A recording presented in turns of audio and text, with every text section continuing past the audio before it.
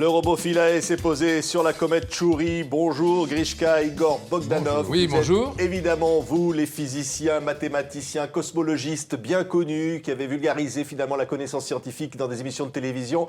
On va commenter cette image extraordinaire, donc cette photo, la première, donc envoyée par ce robot depuis donc le noyau de cette comète Tchouri. On y voit que, évidemment, ce robot se situe dans une zone mal éclairée, dans une zone penchée. Il a rebondi avant finalement de se stabiliser. Ça veut dire qu'on risque de ne pas connaître tous les secrets de cette comète?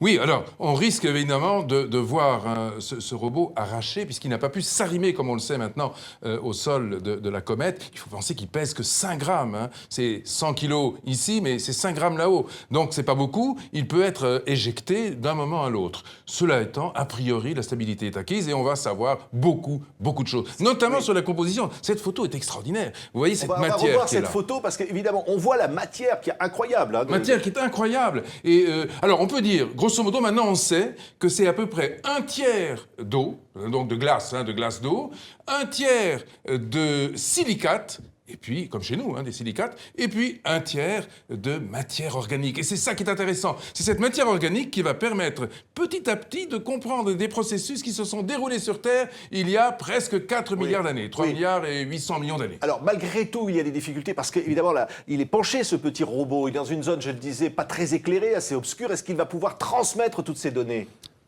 A priori, oui, il n'y a pas de problème. Pourquoi ? Parce qu'on sait que les communications entre le petit robot Philae qui est à la surface donc, de la comète et Rosetta qui est en orbite autour de la comète, les communications fonctionnent bien. Donc on est pratiquement certain que sur le plan de la transmission des données d'une part, et d'autre part, bien sûr, des images, parce que ça nous intéresse aussi d'avoir une vision panoramique de l'objet de cette comète qui est quand même, il faut le rappeler, à 511 millions de kilomètres de chez nous. C'est quelque chose d'absolument hallucinant. Et on a réussi cet exploit quand même. Alors, en effet, il y a un petit risque pour qu'il soit, entre guillemets, éjecté, mais je pense que, et les spécialistes sont à peu près tous d'accord là-dessus, qu'il va rester arrimé à la surface. D'abord, on va retenter de l'agripper à la surface en faisant en sorte que les fameux drains soient enfoncés dans le sol, d'une part. Donc, on va renvoyer une commande dans ce sens-là. Et d'autre part, même si il est actuellement donc en position un petit peu instable, on pense qu'il va rester parce que la gravité va faire son travail, alors, tout simplement.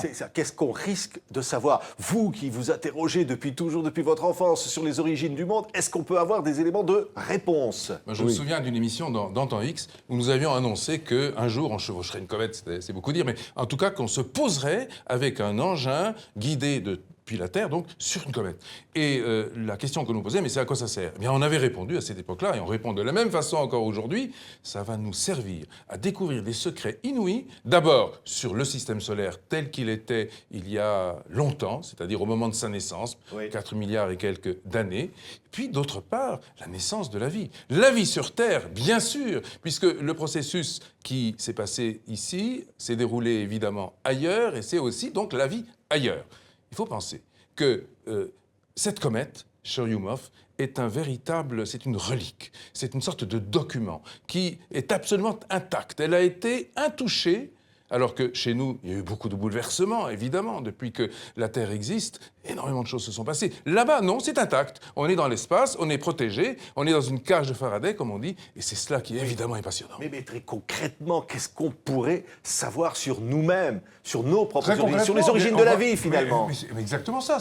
Finalement, Grishka le disait, c'est un document presque archéologique qui va nous permettre de recomposer le scénario tel qu'il s'est produit il y a à peu près 4 milliards et 500 millions d'années. Parce que, en fait, les roches que l'on voit, là, les images qui nous ont été transmises, montrent un objet qui est âgé de 4 milliards et demi d'années. Bon, ça, c'est la formation du système solaire. C'est à ce moment-là que les comètes apparaissent. Elles sont situées à l'extérieur, si on peut dire, de la couronne planétaire primitive, qui a fait en sorte que notre système solaire s'est ensuite constitué vers l'intérieur et puis ensuite vers l'extérieur.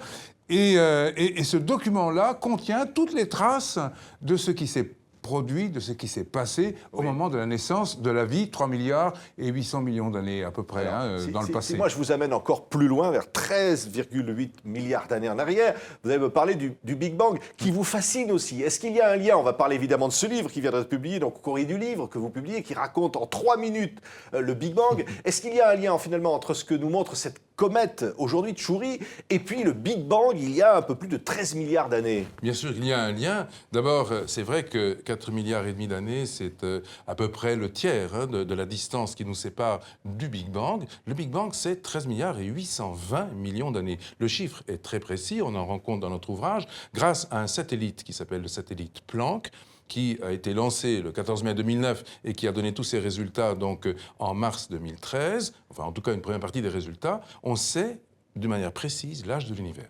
On sait que tout ça, ça se résume à quoi, ce qu'on appelle le Big Bang? En une sorte d'explosion inouïe. À partir de quoi? Quelques instants, quelques secondes. C'est même des micro-secondes. Le monde s'est fait finalement en 3 minutes. Oui, alors, le 3 monde s'est minutes fait en comme 3 votre minutes. livre d'ailleurs. C'est pour ça qu'on a pris ce voilà. titre. On a adopté évidemment cette collection, 3 minutes pour comprendre, parce que c'est vrai que les éléments fondamentaux qui sont apparus donc il y a très longtemps, il y a 13 milliards et 820 millions d'années, eh bien ces éléments fondamentaux, en particulier les briques de la matière, qu'on appelle donc les noyaux d'atomes d'hydrogène, ont tous été fabriqués en 180 secondes, les 3 premières minutes de vie de l'univers après le Big Bang. Pourquoi? Parce qu'il fallait un four, dans ce four cosmique, il fallait une température assez haute, assez haute. On a 100 000 milliards de degrés au départ, 10 puissance 32 degrés. Et ça chute en 3 minutes à 1 milliard de degrés seulement. Oui. Alors ça devient trop froid et les noyaux d'atomes d'hydrogène ne peuvent plus être fabriqués. Cela dit, ça signifie qu'en 180 secondes, 98% de la masse de tout l'univers a été fabriqué. Oui, c'est passionnant. Ça veut dire qu'on a encore des traces de ce Big Bang. On le voit. On le voit. Il existait vraiment dans les D'abord, on l'a entendu en 1964. 2 jeunes postdocs ont écouté, pas du tout pour chercher le Big Bang. Qui en a beaucoup parlé. Einstein en a parlé, mais enfin, Einstein, il était très hostile au Big Bang pendant longtemps. Et puis finalement, il a bien dû se rendre à l'évidence en se disant, ben oui, le Big Bang a bien eu lieu. Mais pendant très longtemps, il était contre. Ceci étant, donc, quand on a vu que les galaxies s'éloignaient les unes des autres, en 1929, c'était la grande découverte d'Edwin Hubble. Quand on a, en 64, entendu le son du Big Bang, l'écho du Big Bang. Et quand, enfin, en 1989, un satellite, on va photographier le fond diffus, c'est-à-dire qu'en fait, on va photographier l'univers naissant, tel qu'il était juste 380 000 ans après sa naissance. Là, on ne peut que se rendre à l'évidence. Le Big Bang a bien eu lieu. Mais alors, on cherche des preuves, finalement, de notre vie, de l'origine de la vie ici, mais il n'y a pas de preuve de vie de la vie ailleurs que sur Terre, pour l'instant. Non, mais en fait, les lois qui êtes spécialiste extraterrestre. Oui, mais quand même, les lois sont universelles. Et d'ailleurs, notre préfacier, qui est d'ailleurs le prix découvert... Nobel de physique 2006, John Matter, absolument, un Américain qui a été le premier à photographier cette fameuse première lumière. Lui, il est de ceux qui pensent que la vie est un phénomène universel. Et beaucoup de scientifiques pensent la même chose aujourd'hui. Merci beaucoup, Grishka et Igor Bogdanov, d'avoir été nos invités sur TV5 Monde. Merci beaucoup. Merci.